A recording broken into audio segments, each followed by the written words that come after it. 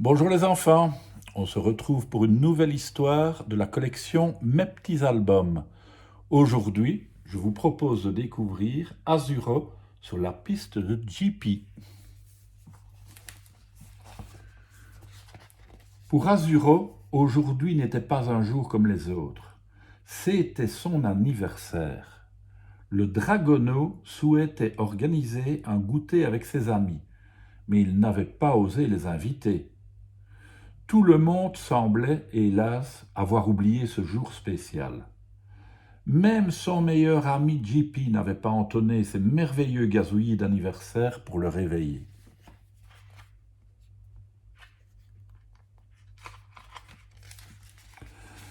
Azuro avait beau chercher JP partout, il ne le trouvait pas, ni sur sa branche préférée, ni sur la statue du village ou sur le clocher.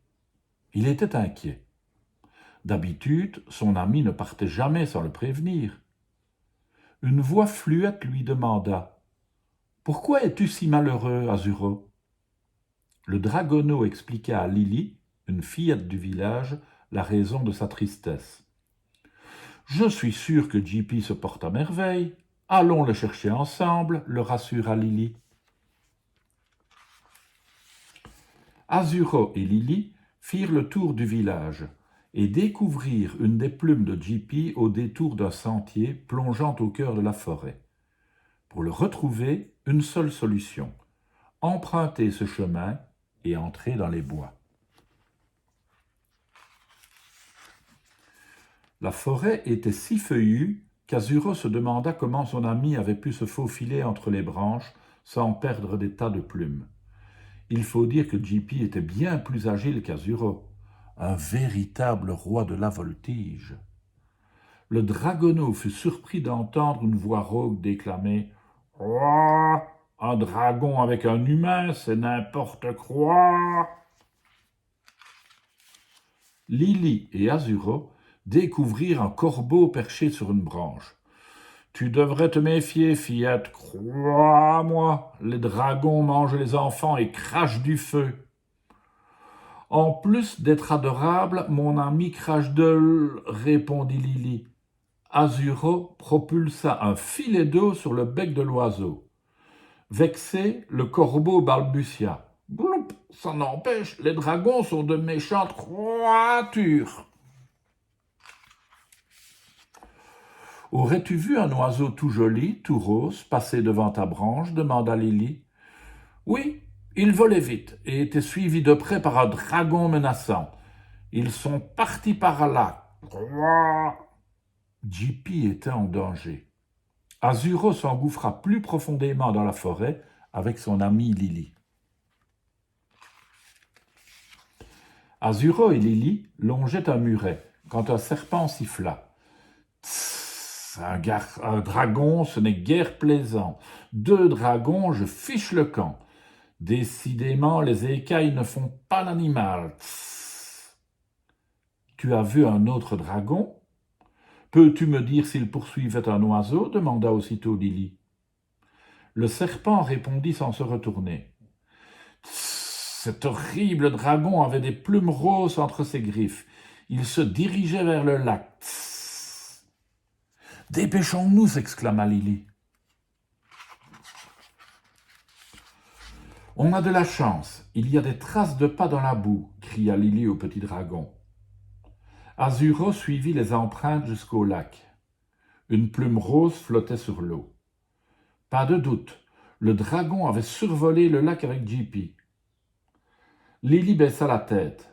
« Azuro, je ne peux plus t'accompagner. Je ne nage pas assez bien pour aller de l'autre côté. » Avec délicatesse, Azuro attrapa Lily par les épaules, la posa sur son dos, puis lui recommanda de bien s'accrocher à ses écailles. Dans un battement d'ailes puissant, les 2 amis volèrent au-dessus du lac. Azuro filait à la vitesse de la lumière. Au-dessus de leur tête se fit entendre une voix rauque. « Hic ! Une petite fille perchée sur un dragon, si ce n'est pas honteux. Ces créatures monstrueuses jouent même avec leur nourriture. Hic ! Pourquoi dis-tu ça demanda Lily surprise. L'aigle trompetta. Hic! J'ai vu un de ces sauvages se diriger vers les hautes montagnes. Hic! Des plumes roses sortaient de sa gueule. Hic!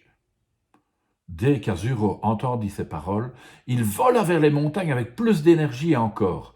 Lily n'eut pas le temps de remercier l'aigle. Des vents violents s'étant brusquement levés, le dragonneau ne pouvait plus planer sans mettre Lily en danger. Ils empruntèrent un sentier rocailleux pour gagner le haut de la montagne. Ils aperçurent sur un rocher une nouvelle plume de J.P. Azuro pressa le pas. Azuro et Lily s'arrêtèrent devant l'entrée d'une immense grotte. Impossible de voir à l'intérieur, tant l'obscurité y était totale. Lily proposa qu'ils se tiennent par la main pour se donner du courage. Ils avancèrent doucement. Le dragon pouvait se cacher n'importe où. Un jet de lumière éclaira soudain la grotte, tandis que des voix crièrent « Surprise !» J.P. était là au milieu d'une grande salle, avec les habitants du village et de nombreux dragons. Tous chantaient « Joyeux anniversaire, Azuro !»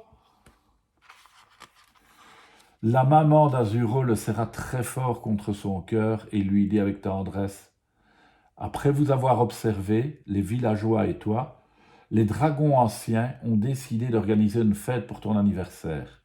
Et pour que la surprise soit réussie, ils ont fait appel à J.P., qui a joué son rôle à merveille, comme ton cousin Norbert, qui a protégé ton ami pendant tout le trajet. » Après avoir soufflé les bougies de son gâteau, Azuro remercia son ami J.P. d'une façon plutôt originale, sous l'œil amusé de Lily.